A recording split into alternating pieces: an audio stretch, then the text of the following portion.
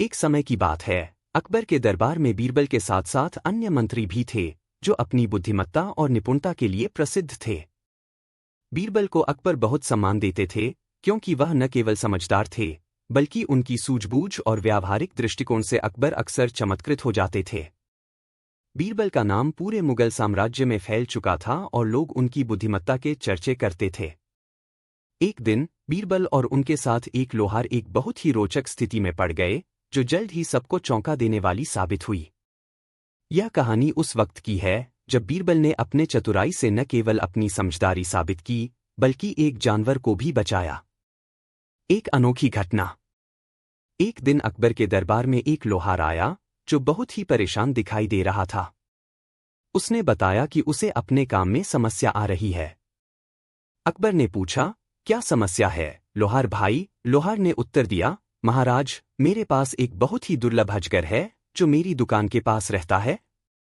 उसे मैं अपनी लोहे की चीजों से डराने की कोशिश करता हूं ताकि वह मेरी दुकान को न छोड़े, लेकिन वह अब ज्यादा आक्रामक हो गया है।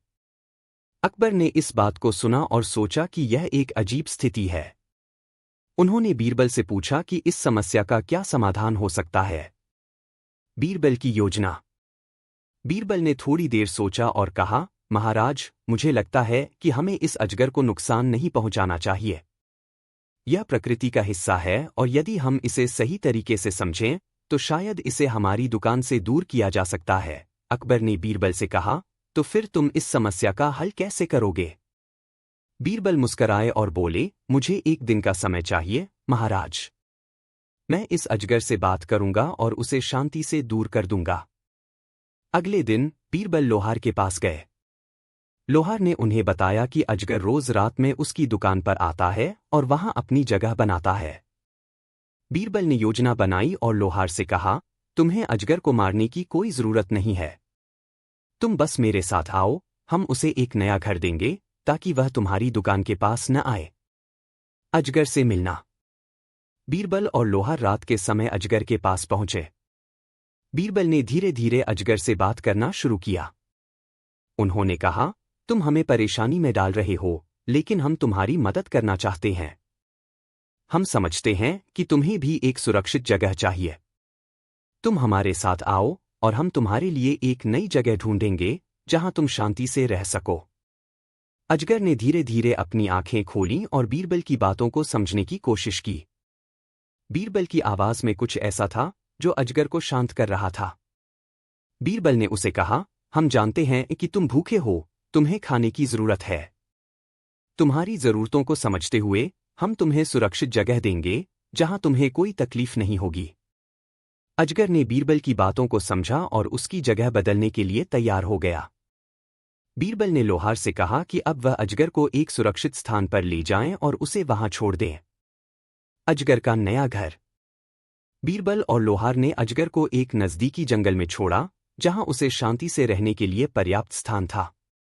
अजगर वहां खुश था और उसने अपनी नई जगह पर घर बना लिया। वह अब लोहार की दुकान के पास नहीं आता था और लोहार को भी राहत मिली। अकबर की प्रतिक्रिया। कुछ समय बाद अकबर ने बीरबल से पूछा कि अजगर की समस्या का समाधान कैसे हुआ। बीरबल ने पूरी कहानी अकबर को सुनाई। अकबर बहुत खुश हुए और उन्होंने बीरबल की बुद्धिमत्ता की सराहना की।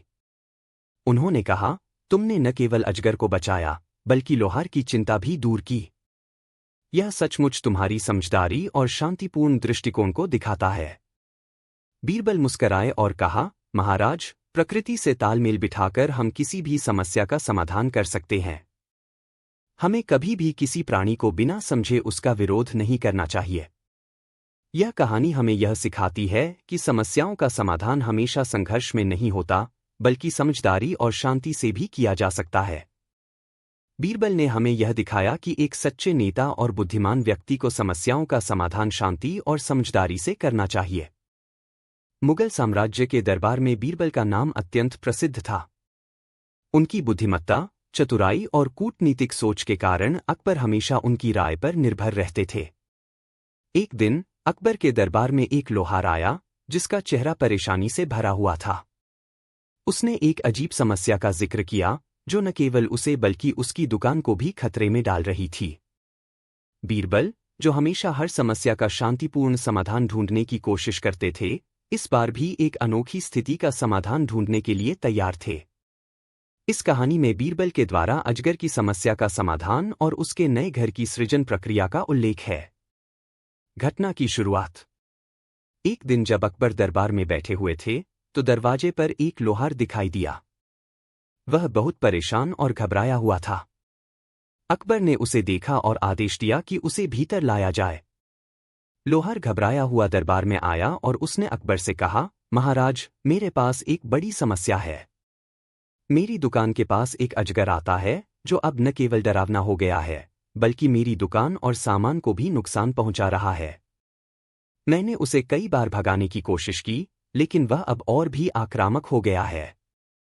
यह सुनकर अकबर ने अपनी ठंडी मुस्कान के साथ बीरबल की ओर देखा और कहा, बीरबल, तुम हमेशा समस्याओं का समाधान बड़ी सूझबूझ से करते हो। तुम ही बताओ, इस अजगर का क्या किया जाए? बीरबल ने एक पल सोचा और फिर धीरे से जवाब दिया, महाराज, हमें अजगर को मारने की बजाय उसे एक नया घर देना चाहिए। अगर हम उसे सही जगह पर भेज दें, तो वह हमें परेशान नहीं करेगा और हम भी किसी जीव के जीवन को बिना कारण नुकसान नहीं पहुंचाएंगे। अकबर को बीरबल का सुझाव पसंद आया और उन्होंने बीरबल से कहा, तुम इस समस्या का समाधान करो, बीरबल। मुझे विश्वास है कि तुम एक बार फिर अपनी समझदारी से हमें सही रास्ता दिखाओगे। लोहार की चिंता। बीरबल और लोहार उस दिन के बाद अगले कुछ दिनों में अजगर की स्थिति का अध्ययन करने के लिए लोहार की दुकान पर गए। लोहार ने बताया कि अजगर रोज रात को उसकी दुकान के पास आता है और वहां अपना अड्डा बना लेता है। यह अजगर अब इतना आक्रामक हो गया है कि वह जब भी कोई चीज लेने जाता है, तो अजगर के पास से गुजरना खतरनाक हो जाता है। लोहार ने बीरबल से यह भी कहा, मैंने कई बार अजगर को डराने की कोशिश की, लेकिन वह और भी गुस्से में आ जाता है। अब मुझे समझ में नहीं आ रहा है कि क्या किया जाए। बीरबल ने उसकी बातें ध्यान से सुनी और फिर कहा, लोहार भाई, घबराओ मत। हमें इस समस्या का हल शांति और समझदारी से निकालना होगा। मैं एक योजना बनाऊंगा, जिससे इस अजगर को शांति से दूर किया जा सके। बीरबल की योजना। बीरबल ने अपनी योजना की शुरुआत की। उन्होंने लोहार से कहा, तुम परेशान मत हो, हम अजगर को किसी हानि पहुंचाए बिना उसे एक सुरक्षित स्थान पर भेज देंगे। मैं तुमसे एक दिन का समय चाहता हूं, और तब तक तुम्हें किसी भी प्रकार की चिंता करने की आवश्यकता नहीं है। अगले दिन बीरबल और लोहार जंगल में अजगर के पास गए। बीरबल ने लोहार को बताया कि वह अजगर से बात करने की कोशिश करेंगे। उन्होंने यह भी कहा कि अजगर को डराने या मारने की बजाय अगर उसे शांतिपूर्ण तरीके से समझाया जाए, तो वह अपनी जगह बदलने के लिए तैयार हो जाएगा। अजगर से मिलना। बीरबल ने अजगर के पास पहुंचने के बाद उसे धीरे धीरे संबोधित करना शुरू किया। उन्होंने कहा, हे अजगर, हम तुम्हें परेशान करने नहीं आए हैं। हम जानते हैं कि तुम्हें एक सुरक्षित और शांतिपूर्ण जगह चाहिए, जहां तुम बिना किसी डर के रह सको। लेकिन तुम्हारा आना लोहार की दुकान के लिए खतरे का कारण बन गया है। अजगर ने धीरे धीरे बीरबल की ओर देखा और उसकी आंखों में कोई आक्रामकता नहीं थी। बीरबल ने धीरे धीरे कहा, हम तुम्हारी मदद करना चाहते हैं। हम तुम्हारे लिए एक नया घर ढूंढ सकते हैं, जहां तुम बिना किसी परेशानी के रह सको। तुम वहां शांति से रहोगे और लोहार की दुकान भी सुरक्षित रहेगी। अजगर ने बीरबल की बातों को सुना और अपनी दिशा बदलने की शुरुआत की। बीरबल ने उसे और लोहार को बताया कि वह अजगर को जंगल में एक सुरक्षित स्थान पर छोड़ने जा रहे हैं, जहां वह अपनी जिंदगी शांति से जी सकेगा। लोहार को अब चिंता करने की कोई जरूरत नहीं थी, क्योंकि वह जानता था कि बीरबल ने इस समस्या का समाधान खोज लिया है। अजगर को नया घर मिलना। बीरबल और लोहार ने अजगर को जंगल में एक सुरक्षित स्थान पर छोड़ा, जहां उसे शांति से रहने का अवसर मिला। अजगर ने धीरे धीरे अपनी नई जगह पर घर बनाना शुरू किया और अब वह लोहार की दुकान के पास नहीं आता था। लोहार की चिंता भी दूर हो गई और वह अब आराम से अपनी दुकान चला सकता था। अकबर का आशीर्वाद। कुछ दिनों बाद अकबर ने बीरबल से पूछा कि अजगर की समस्या का समाधान कैसे हुआ। बीरबल ने पूरी घटना अकबर को सुनाई और बताया कि किस प्रकार उन्होंने अजगर को शांतिपूर्वक एक नया घर दिया, ताकि वह किसी को नुकसान न पहुंचाए। अकबर बीरबल की बुद्धिमत्ता को देखकर हैरान रह गए और उन्होंने कहा, बीरबल, तुमने इस समस्या का समाधान न केवल बुद्धिमानी से किया, बल्कि यह भी साबित कर दिया कि हर जीव को उसकी जगह पर शांति से जीने का हक है। तुमने हम सबको यह सिखाया कि किसी समस्या का हल हमेशा संघर्ष नहीं होता, बल्कि समझ और शांति से भी उसे सुलझाया जा सकता है। बीरबल मुस्कराए और कहा, महाराज, हम कभी भी किसी को बिना समझे न तो उसे नुकसान पहुंचाएं और न ही उसका विरोध करें। प्रकृति के सभी प्राणियों को उनके जीवन का अधिकार है, और हमें यह समझने की जरूरत है कि बिना किसी हिंसा के हम हर समस्या का समाधान निकाल सकते हैं। निष्कर्ष: इस घटना से हमें यह सीखने को मिलता है कि बुद्धिमत्ता, समझदारी और शांति से हम किसी भी समस्या का समाधान कर सकते हैं। बीरबल ने यह साबित किया कि यदि हम किसी समस्या का समाधान शांति से, बिना हिंसा या संघर्ष के, ढूंढें, तो हम न केवल समस्या का समाधान कर सकते हैं, बल्कि हम सभी जीवों के प्रति अपनी समझ और दया का भी परिचय देते हैं। इस कहानी से यह भी प्रमाणित होता है कि एक सच्चा नेता और बुद्धिमान व्यक्ति किसी भी परिस्थिति में समाधान के लिए शांतिपूर्ण रास्ते को प्राथमिकता देता है। मुगल साम्राज्य के सम्राट अकबर और उनके नवरत्नों में से एक बीरबल की मित्रता और समर्पण की कहानियां आज भी हर जगह सुनाई जाती हैं। बीरबल की बुद्धिमत्ता, चतुराई और हर स्थिति में सही निर्णय लेने की क्षमता ने उन्हें अकबर का सबसे प्रिय और विश्वसनीय मंत्री बना दिया था। अकबर, जो कि अपनी समझदारी और न्याय के लिए प्रसिद्ध थे, बीरबल की सलाह को हमेशा महत्व देते थे। बीरबल के कारनामों से अकबर का दरबार गूंजता था और उनकी हर चालाकी से सम्राट न केवल प्रभावित होते, बल्कि उन पर गर्व भी करते थे। इसी तरह की एक रोचक और शिक्षा देने वाली घटना में अकबर ने बीरबल के सामने एक चुनौती रखी, जिसका समाधान बीरबल ने अपनी बुद्धिमत्ता से निकाला, और इसी घटना ने अकबर को बीरबल के आशीर्वाद का महत्व समझाया। बीरबल की कुशाग्र बुद्धि। बीरबल की सबसे बड़ी विशेषता उनकी समझदारी थी। वह हर समस्या का समाधान बिना किसी संघर्ष के, बड़ी सूझबूझ और चतुराई से निकालने में सक्षम थे। अकबर अक्सर बीरबल से ऐसे प्रश्न पूछते जो उनकी कूटनीतिक क्षमता और तर्क शक्ति का परीक्षण करते थे। बीरबल कभी भी इन सवालों से घबराते नहीं थे, बल्कि वह हर बार अकबर को एक नया दृष्टिकोण देते, जिससे अकबर खुद भी हैरान रह जाते थे। एक दिन अकबर के दरबार में बीरबल के सामने एक चुनौती रखी गई, जिसने सभी को चौंका दिया। यह चुनौती इस प्रकार थी। एक बड़ी चुनौती। दरबार में एक विशेष दिन था, जब अकबर ने सब मंत्रियों और दरबारियों को बुलाकर एक महत्वपूर्ण घोषणा की। अकबर ने सभी से कहा, मुझे एक ऐसी समस्या का समाधान चाहिए, जिसका कोई सीधा या स्पष्ट उत्तर नहीं है। मैं यह देखना चाहता हूं कि मेरे मंत्रियों में से कौन इस चुनौती का हल सबसे बुद्धिमानी से ढूंढ सकता है। चुनौती यह है, दुनिया का सबसे मूल्यवान और सबसे शक्तिशाली चीज क्या है? यह सुनकर दरबार में खामोशी छा गई। सभी मंत्री और दरबारी एक दूसरे की ओर देख रहे थे, क्योंकि यह सवाल बहुत जटिल और गंभीर था। कुछ समय तक कोई भी जवाब नहीं दे पाया, और सभी का ध्यान बीरबल की ओर गया, क्योंकि वह हमेशा किसी भी स्थिति में सबसे अच्छा समाधान देने के लिए जाने जाते थे। बीरबल ने धीरे से अपना सिर उठाया और अकबर की ओर देखा। अकबर की आंखों में एक उत्सुकता थी, मानो वह बीरबल से इस प्रश्न का उत्तर सुनने के लिए तैयार हो। बीरबल का उत्तर। बीरबल ने अपने चेहरे पर एक हल्की मुस्कान लाते हुए कहा, महाराज, दुनिया की सबसे मूल्यवान और सबसे शक्तिशाली चीज है आशीर्वाद। यह सुनकर दरबार में हलचल मच गई। सभी मंत्रियों ने एक दूसरे से पूछा कि बीरबल का यह उत्तर क्या सही हो सकता है। अकबर भी थोड़े हैरान हुए, लेकिन उन्होंने बीरबल से पूछा, तुम इसे क्यों कहते हो, बीरबल? क्या आशीर्वाद वाकई इतनी बड़ी और शक्तिशाली चीज है?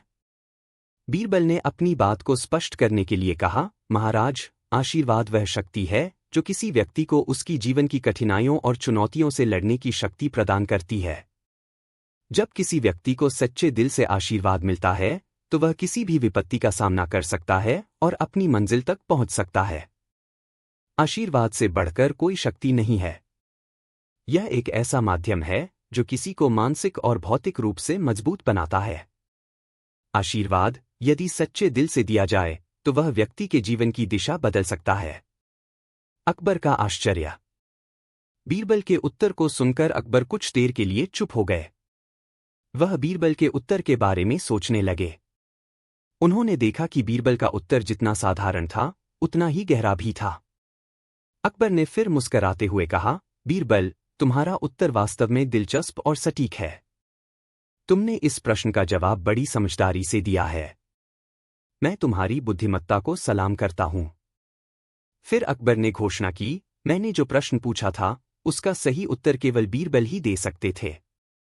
आशीर्वाद वास्तव में वह चीज है जो किसी व्यक्ति को शक्ति और साहस देती है, और बिना आशीर्वाद के कोई भी काम अधूरा रहता है। बीरबल, तुम्हारी बुद्धिमत्ता और ज्ञान को मैं हमेशा सम्मान देता हूं। बीरबल का आशीर्वाद। अकबर ने बीरबल से कहा, बीरबल, मैं तुमसे एक विशेष आशीर्वाद प्राप्त करना चाहता हूं। तुम्हारी बुद्धिमत्ता के कारण तुमने न केवल इस चुनौती का सही उत्तर दिया, बल्कि तुमने हमें यह भी सिखाया कि आशीर्वाद का क्या महत्व है। आज से मैं तुम्हें आशीर्वाद देता हूं कि तुम्हारे जीवन में कभी भी कोई कठिनाई न आए, और तुम्हारी बुद्धिमत्ता से हम सभी को हमेशा मार्गदर्शन मिलता रहे। बीरबल ने हाथ जोड़कर अकबर का आशीर्वाद स्वीकार किया और कहा, महाराज, मैं आपका आभारी हूं। आपकी कृपा से ही मुझे यह सब करने की शक्ति मिली है। मैं हमेशा आपके आदेशों का पालन करूंगा और आपके राज्य की भलाई के लिए काम करूंगा। अकबर और बीरबल की मित्रता। अकबर और बीरबल की मित्रता समय के साथ और भी मजबूत होती गई। अकबर हमेशा बीरबल की सलाह और मार्गदर्शन को महत्व देते थे, और बीरबल भी अकबर को अपने सम्राट के रूप में सम्मान देते थे। अकबर ने हमेशा बीरबल की बुद्धिमत्ता की सराहना की और उन्हें अपनी नीतियों में शामिल किया। बीरबल ने अकबर को यह सिखाया कि एक सम्राट को न केवल शक्ति, बल्कि विवेक, समझदारी और सहानुभूति की भी आवश्यकता होती है। आशीर्वाद का महत्व। इस घटना से हमें यह सीखने को मिलता है कि आशीर्वाद केवल शब्दों का समूह नहीं है, बल्कि यह एक गहरी शक्ति है जो किसी व्यक्ति को आगे बढ़ने के लिए प्रेरित करती है। बीरबल ने यह सिद्ध कर दिया कि आशीर्वाद के माध्यम से कोई भी व्यक्ति अपनी मुश्किलों का सामना कर सकता है और अपनी मंजिल तक पहुंच सकता है। अकबर ने भी यह समझा कि आशीर्वाद न केवल दूसरों को, बल्कि खुद को भी मिल सकता है, और यह हमें अपने कार्यों में सफलता प्राप्त करने की शक्ति देता है। निष्कर्ष। बीरबल की इस बुद्धिमानी ने अकबर को यह सिखाया कि आशीर्वाद, अगर दिल से दिया जाए, तो किसी व्यक्ति की जिंदगी को बदल सकता है।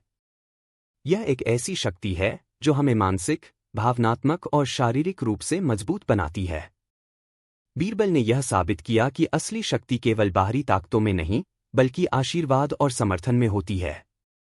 अकबर का आशीर्वाद बीरबल के लिए न केवल एक प्रशंसा थी, बल्कि यह उनके समर्पण और कार्य के प्रति बीरबल के योगदान को स्वीकार करने का एक तरीका था।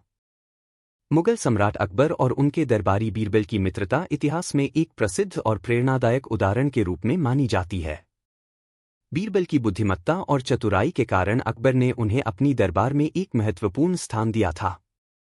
अकबर, जो न्यायप्रिय और समझदार थे, हमेशा बीरबल की सलाह को अत्यधिक महत्व देते थे। बीरबल की सूझबूझ ने अकबर को न केवल अपने शासन के मामलों में मदद की, बल्कि जीवन के अनेक पहलुओं पर भी उन्हें महत्वपूर्ण दृष्टिकोण प्रदान किए। एक दिन अकबर और बीरबल के बीच एक ऐसी चर्चा हुई जिसने आशीर्वाद के महत्व को समझाया, और बीरबल ने अपनी गहरी बुद्धिमत्ता से इस विषय पर अकबर को सही रास्ता दिखाया। यह कहानी हमें आशीर्वाद के महत्व और उसकी शक्ति को समझाने के साथ साथ जीवन में सकारात्मक दृष्टिकोण की आवश्यकता भी सिखाती है। एक महत्वपूर्ण प्रश्न। किसी भी सम्राट के लिए उसका राज्य और उसके लोगों का कल्याण सबसे महत्वपूर्ण होता है।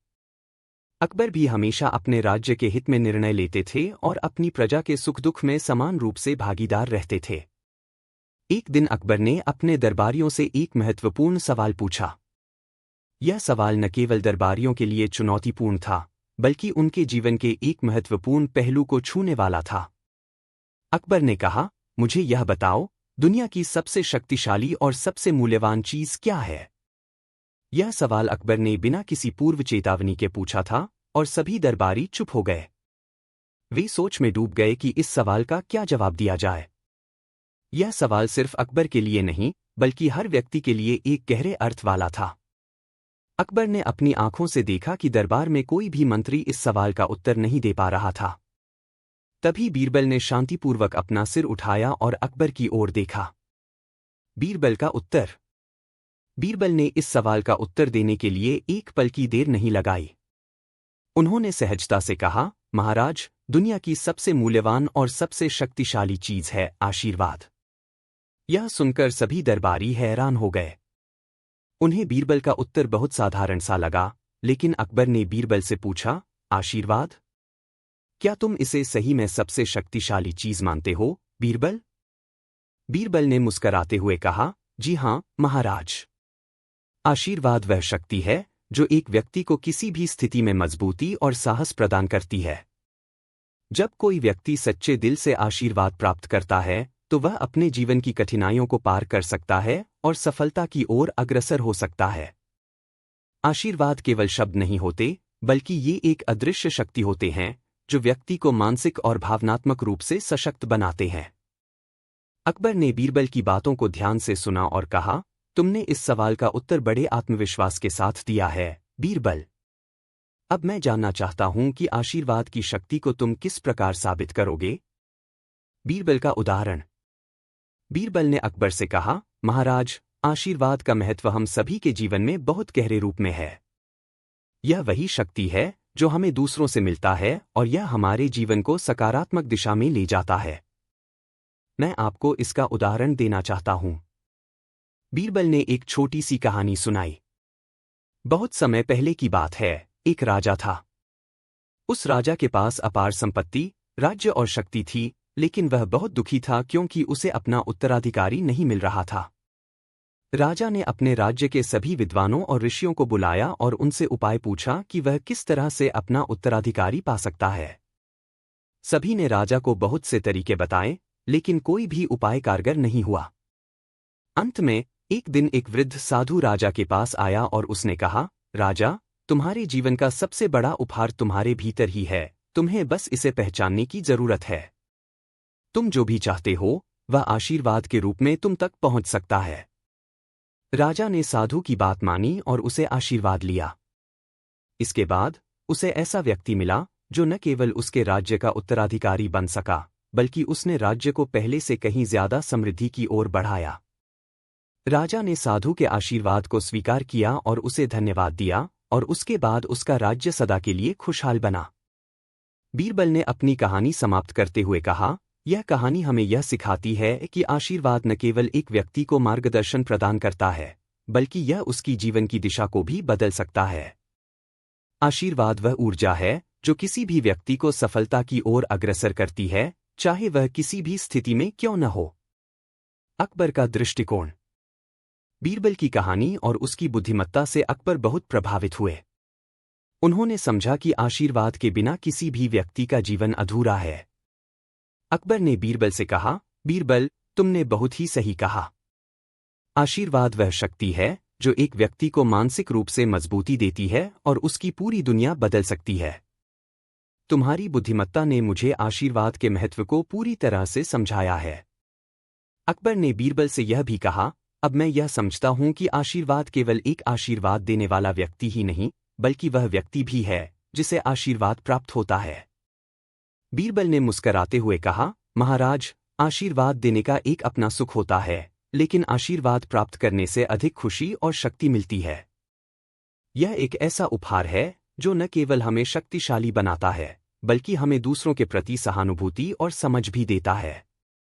आशीर्वाद का प्रभाव। इस घटना के बाद अकबर ने समझा कि आशीर्वाद न केवल एक सामाजिक या धार्मिक अनुष्ठान है, बल्कि यह जीवन की प्रेरणा और शक्ति है। आशीर्वाद ने न केवल बीरबल की बुद्धिमत्ता को उजागर किया, बल्कि यह अकबर के जीवन को भी सकारात्मक रूप से प्रभावित किया। अकबर ने यह निर्णय लिया कि वह अपनी प्रजा को अधिक से अधिक आशीर्वाद देंगे, ताकि उनका जीवन बेहतर हो सके और राज्य में समृद्धि आए। निष्कर्ष। आशीर्वाद का महत्व केवल शब्दों में नहीं होता, बल्कि यह एक मानसिक स्थिति, एक सकारात्मक ऊर्जा और एक जीवन को संजीवनी देने वाली शक्ति है। बीरबल ने अकबर को यह समझाया कि जब आशीर्वाद दिल से दिया जाता है, तो वह न केवल व्यक्ति को शक्ति देता है, बल्कि उसके जीवन की दिशा को भी बदल सकता है। अकबर ने बीरबल की सलाह को गहराई से समझा और यह प्रमाणित किया कि आशीर्वाद वाकई में दुनिया की सबसे बड़ी शक्ति है। बीरबल की यह कहानी हमें यह सिखाती है कि आशीर्वाद से ही जीवन में सकारात्मक बदलाव लाया जा सकता है, और यह हमें हर संकट से उबारने की ताकत देता है।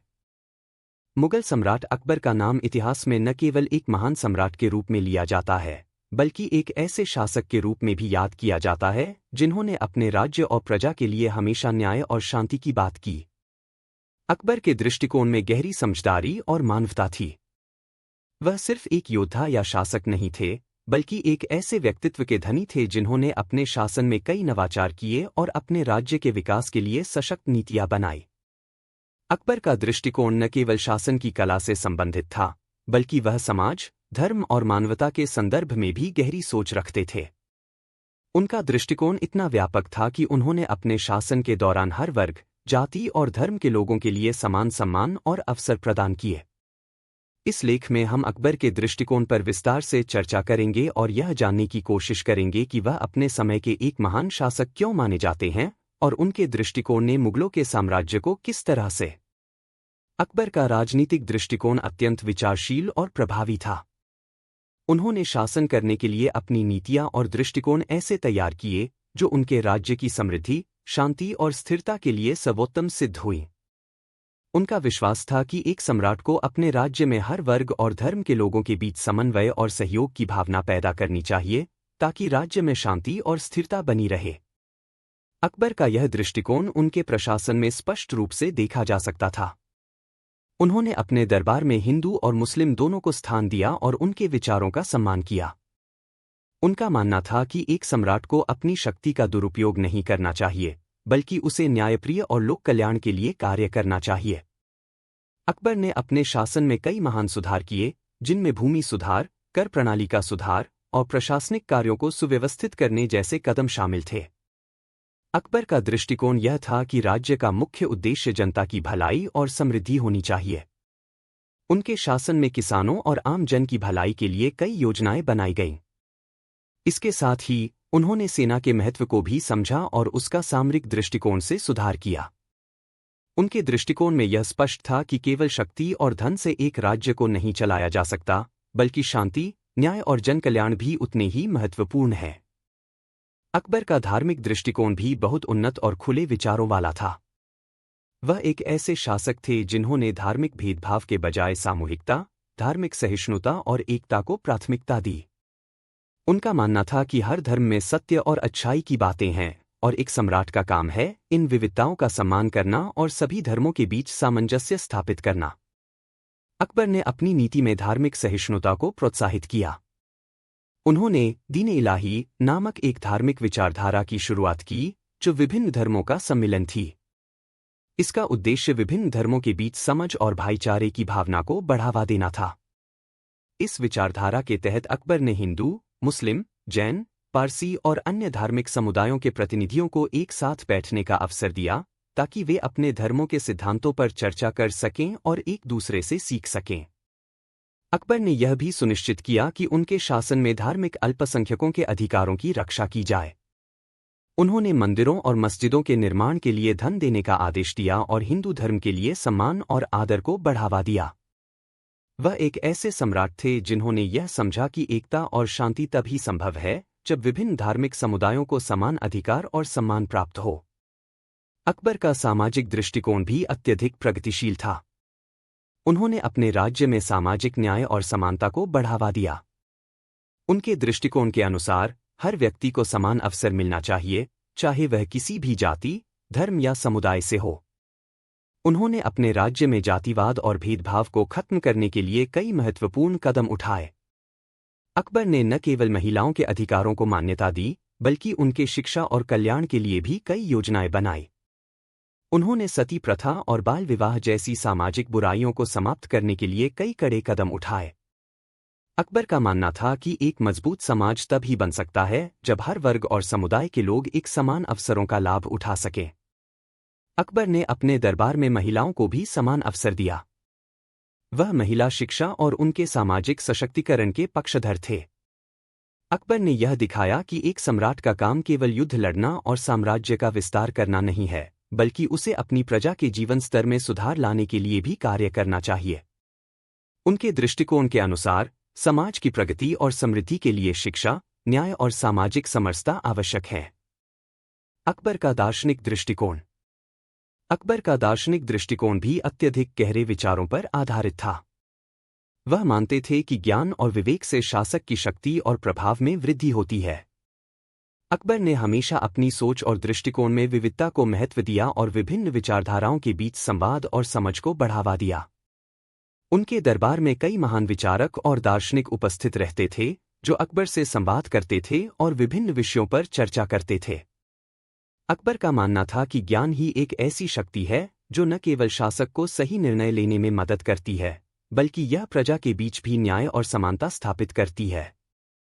उन्होंने यह सिद्ध किया कि एक शासक को केवल शक्ति का प्रयोग नहीं करना चाहिए, बल्कि उसे ज्ञान, समझ और विवेक का भी उपयोग करना चाहिए। अकबर के दार्शनिक दृष्टिकोण में यह विश्वास था कि एक शासक का सबसे महत्वपूर्ण कार्य अपने राज्य को शांति और समृद्धि की ओर ले जाना है। इसके लिए उन्हें न केवल बाहरी शक्ति, बल्कि आंतरिक ज्ञान और विवेक का भी उपयोग करना चाहिए। अकबर ने यह दिखाया कि शासक को अपने राज्य की भलाई के लिए न केवल राजनीतिक और सैन्य दृष्टिकोण से विचार करना चाहिए, बल्कि सामाजिक, सांस्कृतिक और दार्शनिक दृष्टिकोण से भी विचार करना चाहिए। अकबर का न्यायिक दृष्टिकोण। अकबर के न्यायिक दृष्टिकोण को दीन-ए-इलाही और जजिया कर जैसे निर्णयों में देखा जा सकता है। उन्होंने अपने राज्य में न्याय के महत्व को बहुत गंभीरता से लिया और यह सुनिश्चित किया कि सभी नागरिकों को समान अधिकार मिले। उनका यह विश्वास था कि एक शासक को न्यायप्रिय होना चाहिए और उसे अपनी शक्तियों का दुरुपयोग नहीं करना चाहिए। अकबर ने दरबार में न्यायाधीशों की नियुक्ति की और यह सुनिश्चित किया कि सभी मामलों में निष्पक्ष निर्णय लिया जाए। उनके न्यायिक दृष्टिकोण में यह था कि धर्म, जाति और सामाजिक स्थिति से ऊपर उठकर सभी को समान न्याय मिलना चाहिए। उनके निर्णयों में यह स्पष्ट था कि उन्हें न केवल सत्ता की शक्ति, बल्कि न्याय की शक्ति का भी इस्तेमाल करना आता था। अकबर ने हमेशा न्याय को सर्वोपरि माना और अपनी नीति में इसे प्राथमिकता दी। निष्कर्ष। अकबर का दृष्टिकोण उनके समय के लिए एक आदर्श था। उनका राजनीतिक, धार्मिक, सामाजिक और दार्शनिक दृष्टिकोण न केवल उनके शासन के लिए, बल्कि आने वाली पीढ़ियों के लिए भी एक प्रेरणा बन गया। अकबर का विश्वास था कि एक सम्राट का काम केवल युद्ध जीतना या राज्य का विस्तार करना नहीं है, बल्कि उसे अपनी प्रजा की भलाई, शांति और समृद्धि के लिए कार्य करना चाहिए। उनके दृष्टिकोण ने मुगलों के साम्राज्य को मजबूत किया और इसे एक प्रेरणादायक उदाहरण बना दिया। अकबर का दृष्टिकोण आज भी हमारे लिए यह सिखाता है कि एक नेता को हमेशा न्याय, समानता और मानवता के सिद्धांतों का पालन करना चाहिए। यह नाटक अकबर और बीरबल के बीच के न्यायिक संवाद और घटनाओं पर आधारित है, जिसमें बीरबल अपनी बुद्धिमत्ता से अकबर को सही मार्ग दिखाते हैं। बीरबल, जो अकबर के दरबार के सबसे चतुर और बुद्धिमान मंत्री थे, हमेशा अपने न्यायिक निर्णयों से अकबर को प्रभावित करते थे। इस नाटक में हम एक ऐसी स्थिति देखेंगे जहां अकबर ने न्याय के लिए एक कठिन निर्णय लिया और बीरबल ने अपनी सूझबूझ से उसकी मदद की। चरित्र। एक अकबर, मुगल सम्राट, न्यायप्रिय और दयालु शासक। 2 बीरबल, अकबर के दरबार में एक बुद्धिमान मंत्री, न्याय के मामलों में विशेषज्ञ। 3 हिम्मत सिंह, एक गांव का मुखिया, जो एक विवाद में फंसा हुआ है। 4 मोहन, एक आम किसान, जो हिम्मत सिंह के खिलाफ न्याय की मांग करता है। 5 दरबारी, अकबर के दरबार में उपस्थित अन्य मंत्री और कर्मचारी। प्रथम दृश्य। दरबार में अकबर और बीरबल के साथ अन्य दरबारी उपस्थित हैं। मोहन और हिम्मत सिंह खड़े हैं। अकबर, गुस्से में। बीरबल, मुझे बताया गया है कि मोहन और हिम्मत सिंह के बीच एक बड़ा विवाद है। मोहन का कहना है कि हिम्मत सिंह ने उसके खेत की कुछ भूमि हड़प ली है। क्या तुम मुझे इस मामले में न्याय दे सकते हो? बीरबल, शांतिपूर्वक। महाराज, यह एक गंभीर मामला है। अगर अनुमति हो तो मैं इसकी तहकीकात करूंगा और फिर आपको उचित समाधान दूंगा। अकबर, ठीक है, बीरबल। मैं चाहता हूं कि तुम इसका उचित और निष्पक्ष समाधान ढूंढो। हिम्मत सिंह और मोहन एक दूसरे को घूरते हैं। दूसरा दृश्य। बीरबल, मोहन और हिम्मत सिंह को अपने पास बुलाते हैं। बीरबल, हिम्मत सिंह से। हिम्मत सिंह, क्या तुम इस आरोप को स्वीकार करते हो कि तुमने मोहन के खेत की भूमि हड़प ली है? हिम्मत सिंह, गुस्से में। नहीं, बीरबल। यह बेबुनियाद आरोप है। मैं कभी भी मोहन की भूमि पर कब्जा नहीं कर सकता। यह सब झूठ है। बीरबल: तो फिर, मोहन, तुम्हारा दावा क्या है? मोहन: महाराज, हिम्मत सिंह ने मेरी भूमि पर कब्जा कर लिया है। मैं पिछले कई दिनों से अपनी जमीन को वापस पाने की कोशिश कर रहा हूं, लेकिन वह मुझसे हर बार झूठ बोलता है।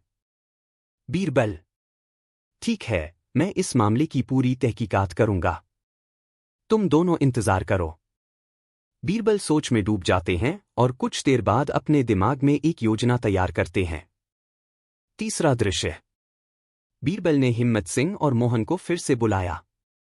बीरबल: मैंने फैसला किया है कि हमें इस विवाद का समाधान एक अनोखे तरीके से ढूंढना होगा। हिम्मत सिंह, तुम्हें अपनी जमीन पर एक चक्कर लगाना होगा। मोहन, तुम्हें भी अपनी जमीन पर एक चक्कर लगाना होगा। दोनों को समझते हुए बीरबल आगे कहते हैं। बीरबल: हम देखेंगे कि कौन सच बोल रहा है और कौन झूठ। अकबर चिंतित होकर: बीरबल, तुम क्या करने की सोच रहे हो?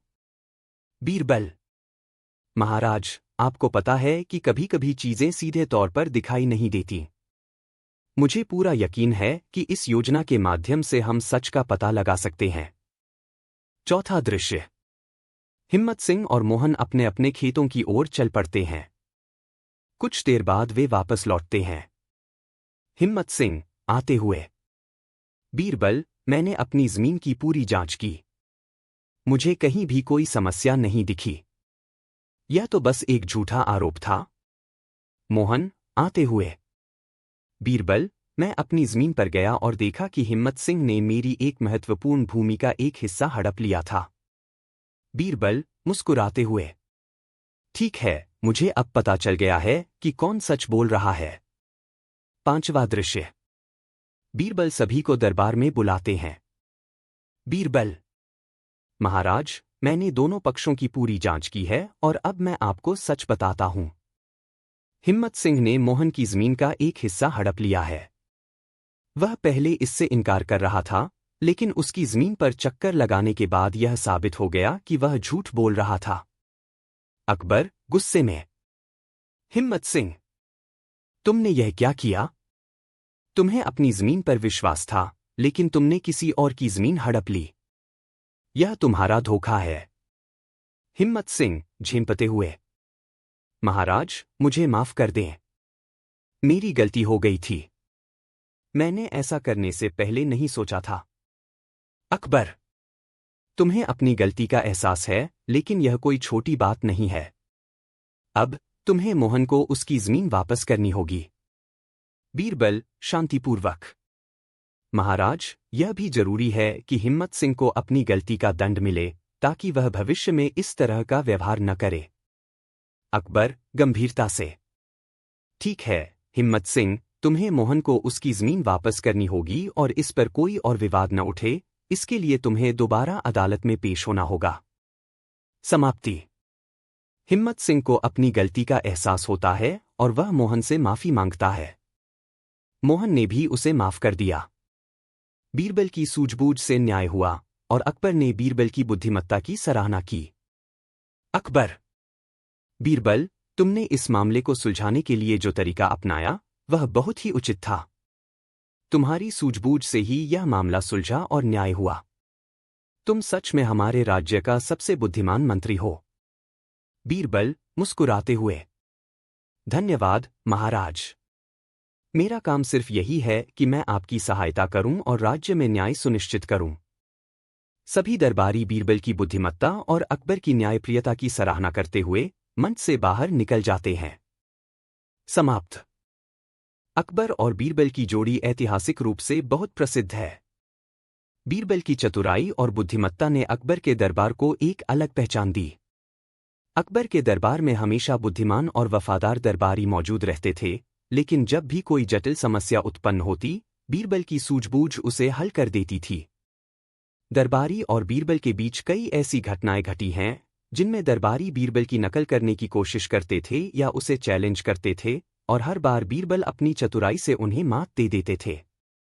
इस कहानी में हम एक ऐसी घटना का वर्णन करेंगे, जब दरबारी बीरबल को हराने के लिए एक चाल चलने की कोशिश करते हैं, लेकिन बीरबल अपनी बुद्धिमत्ता से उन्हें परास्त कर देते हैं।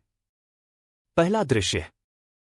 दरबार में अकबर और बीरबल के साथ अन्य दरबारी भी बैठे हुए हैं।